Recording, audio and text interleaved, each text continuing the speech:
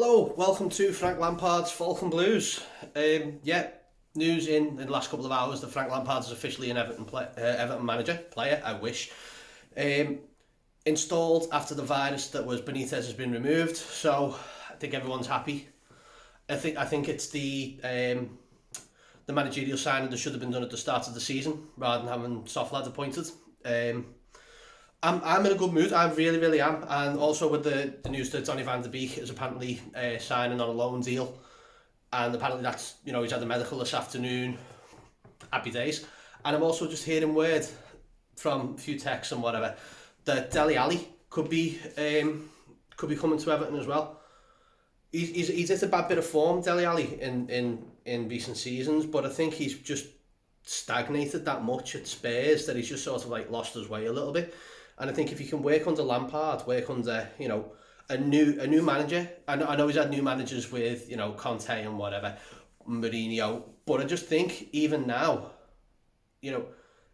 just something completely away from White Hart Lane, from Spurs Stadium, whatever.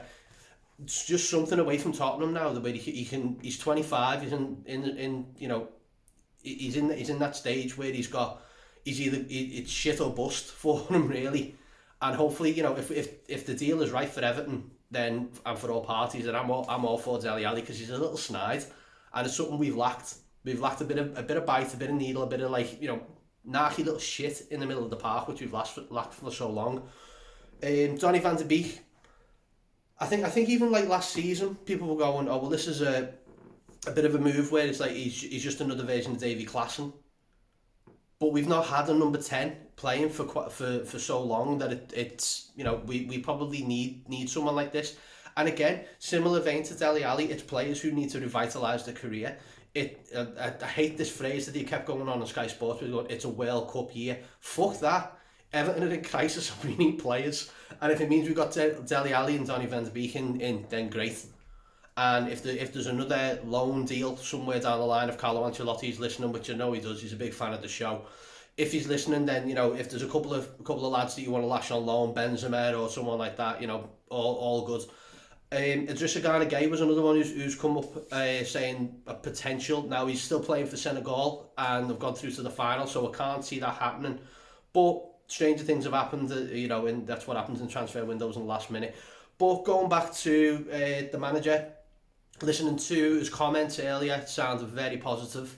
It's probably the first time I've listened to a manager interview for near 6 months, so it's a breath of fresh air for me. I'm quite new to all these managerial interviews and managerial press conferences, so I'll be looking forward to seeing them, and I'll be looking forward to seeing Everton again on Saturday, because I think that's what it's needed. We've needed just a whole change of attitude. You can even see on social media people's attitudes have completely changed, how they're perceiving Everton. They're happy again. Well, we know we're in crisis. We know we've got a lot of work to do, and I think Lampard knows that as well. He's bringing in a team that he knows he's worked with well, and whether it be that at Derby or at Chelsea, and hopefully this works for him. I think the good news that Duncan and Alan Kelly are being allowed to stay. Duncan staying probably gives a bit like the previous managers. We're going, well, listen, I still need someone behind me. I still need to, I might have to still win over the fans. I might still have to be part of that. Duncan knows this team inside and out. So it's, if he can encourage that, if he can be encouraged to break his mould a little bit more with Frank Lampard and just say, listen, this is how I want it to do. You go and coach the shit out of this team. You're the first team coach now. Go and fucking do it and do it right. This is how we want to do it now. And hopefully that is something that Lampard mentioned something earlier about the youth, and as about bringing the youth team in, and the one of the quotes there was, I was one of those kids myself, or I was one of those players. So he knows, he was one of those players who's had to work doubly hard to get where he wants to be. He's a fantastic footballer, but he knows he's had to work the extra mile when there's players in that Chelsea side who are just fucking phenomenal during his time. So for Lampard gets it. I'm just in a better mood than what I've been over the last few months. Me and Paul have moaned at how poor the team's been. managerial setups, you know, poor decision making, poor in-game management.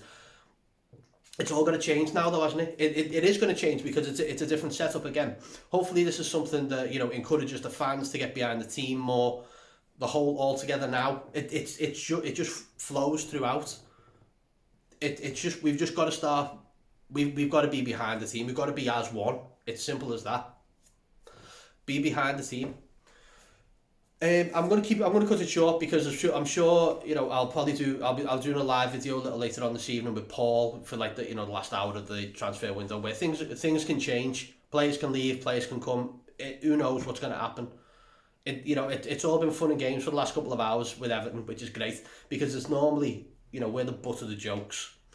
So it's just nice to be on the receiving end of a bit of good news today. So hopefully, you know, Lampard's in charge.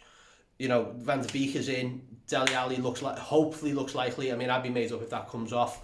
There might just be a one or two twists in this story before 11 o'clock. So until then, up to Frank Lampard, fucking Toffees, Colin Chong, all together now. See you in a bit.